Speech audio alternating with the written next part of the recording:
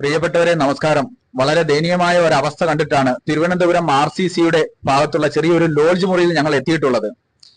കഴിഞ്ഞ ഒരു വർഷക്കാലമായി 40 വയസ്സ് മാത്രം പ്രായമുള്ള രാജു എന്ന ഒരു ചെറുപ്പക്കാരനാണ് നിങ്ങൾ ഈ കാണുന്നത്.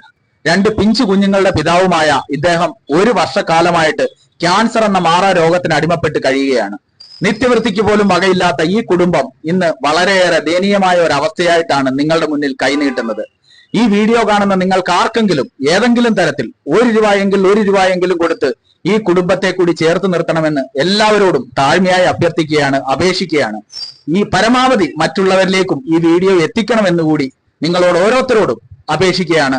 ദയവായി ഈ കുടുംബത്തെ കൈവിടരുത്. രണ്ട് പൊന്നോമനകൾ, 8ഉം 6ഉം വയസ്സുള്ള രണ്ട് പിഞ്ചോമനകളുടെ പിതാവാണ് ഈ കിടക്കുന്നത്. ഏകദേശം എത്ര രൂപയോളം വരും? ഒരു ദിവസം ഏകദേശം 1000-1500 രൂപയുടെ മരുന്നോളം വേണ്ടി വരുന്ന ഒരു കുടുംബമാണിത്.